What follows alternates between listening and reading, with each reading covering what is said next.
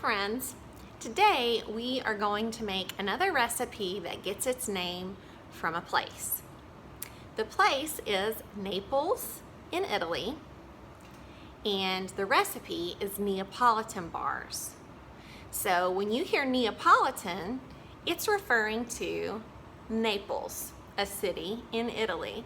So there's Neapolitan style pizza, there's Neapolitan gravy, there's Neapolitan ice cream, which you may have had, and of course it has layers of chocolate, vanilla, and strawberry. So our recipe today is a cake bar version of that. It has a layer of each flavor.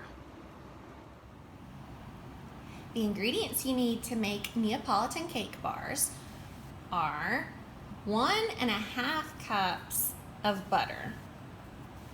Each stick is 1/2 cup. So we have 1/2 and 1/2 makes 1 cup, and an additional 1/2. You need 3 eggs, and you need white cake mix, strawberry cake mix, and chocolate cake mix. For each box of cake mix, I am going to use 1/2 cup of softened butter. It's very important that it's soft. And 1 egg. So I'm starting with chocolate, and I am going to add my softened butter, and I'm going to go ahead and add 1 egg. Now I've got to mash this all together. It will take a little time.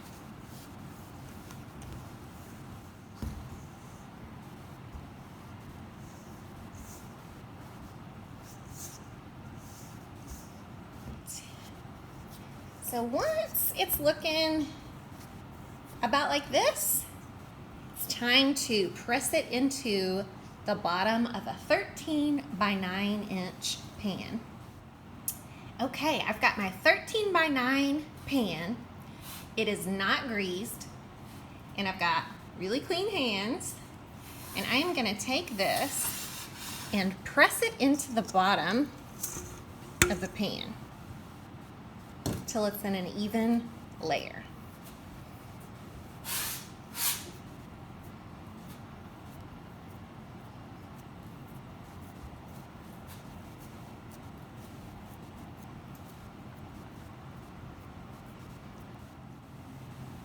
Got the chocolate all pressed into the bottom of the pan, and it is ready for the next layer. Here I've got my white layer. I took the white cake mix, 1/2 cup of butter, and 1 egg, and I smushed it all together just like the chocolate. And now I'm going to put it right on top of the chocolate layer. I think it might be easier if I go ahead and separate it a little bit and then start my smushing.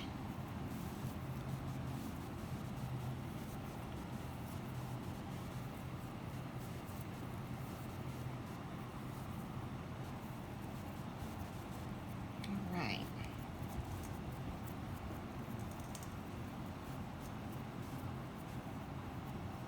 I'm going all the way up to the edge to completely cover the chocolate layer.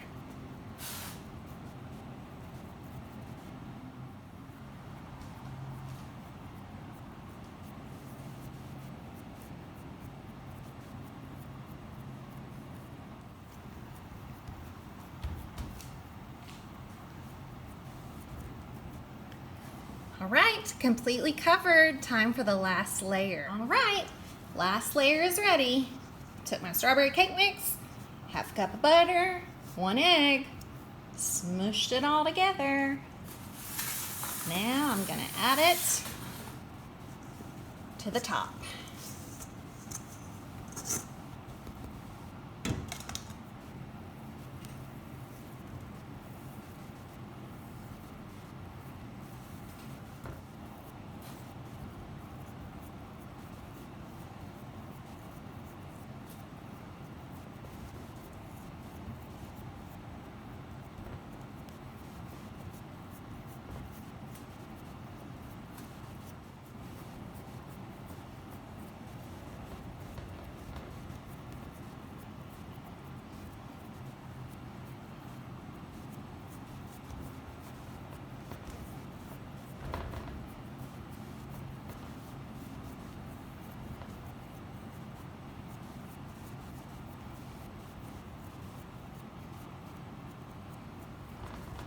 All right, I've got all 3 layers in my pan, and now I'm going to put it in a 350-degree oven for about 45 minutes.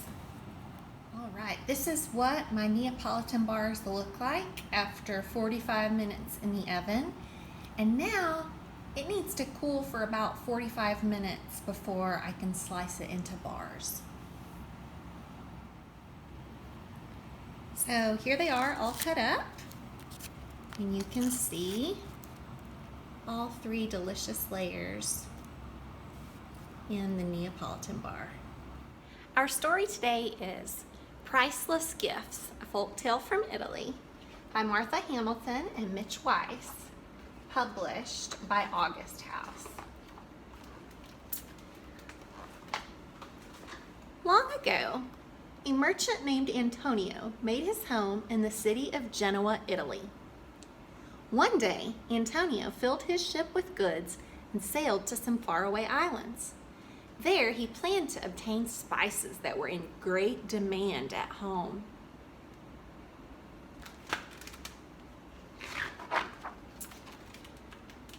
When he arrived, Antonio traveled from island to island. He traded velvet for cinnamon, dolls for cloves, and leather belts for nutmeg.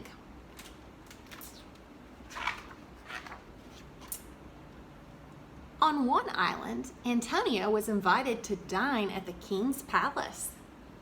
But when he sat down to eat, Antonio saw several men holding sticks as if they were ready to strike something. How strange, he wondered. What are these guards doing? Antonio's question was answered when dinner was served. Attracted by the smell of food, dozens of rats suddenly appeared. The guards chased the rats this way and that and drove them away with the sticks.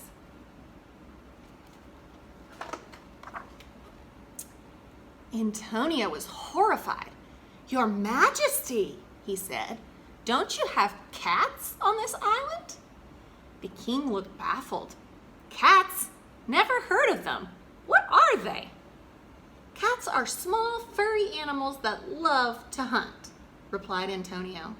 "More than anything else, they like to chase rats. They would rid this island of rodents in no time."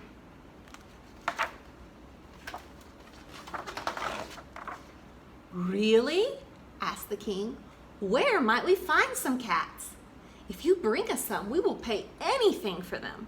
Just name your price." "It is not necessary to pay me for cats," Antonio explained. "We have many on our ship. I am happy to give you some." Antonio left and returned quickly with a female tabby and a male tomcat. When he set them loose, the rats scurried from the dining hall with the cats close at their heels. "What amazing animals!" cried the king. "Thank you, my friend.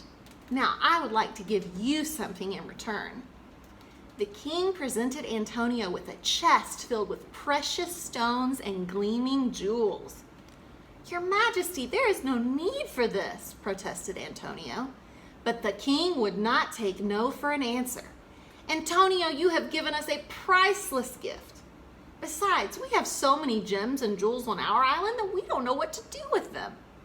Please accept this present in exchange for these truly fine animals." Antonio returned to Genoa and told the story of his journey. Everyone marveled at his good fortune, except Luigi, the richest merchant in the city. When he heard the news, he was jealous.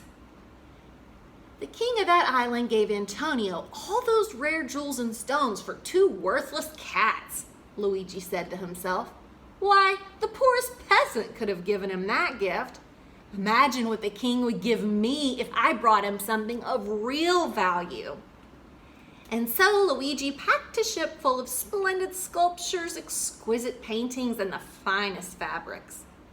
When he arrived at the island, he lied and sent word to the king that he was a good friend of Antonio.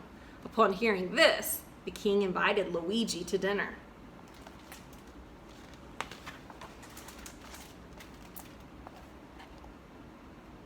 When he saw the treasures, the king was stunned. "I am touched by your generosity, Luigi," he declared.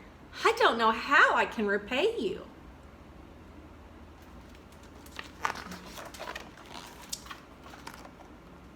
The king met with his counselors.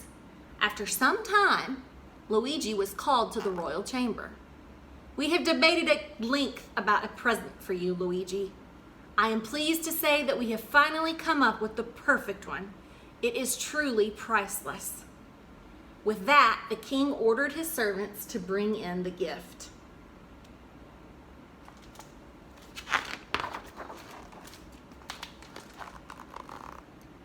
Luigi could barely contain his excitement. He was certain he would receive at least 20 times as many jewels as Antonio. The king presented Luigi with a silken cushion covered with a velvet cloth. When Luigi lifted the cloth, he was speechless. There sat a ball of fur. When it moved, Luigi realized that it was a kitten.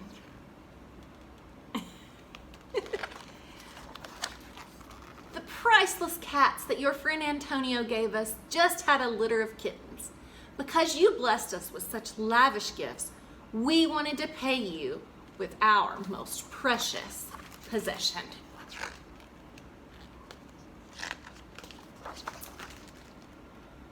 As Luigi looked at the beaming face of the king, he realized that, in the king's mind, the little kitten was worth far more than all the treasures Luigi had given him.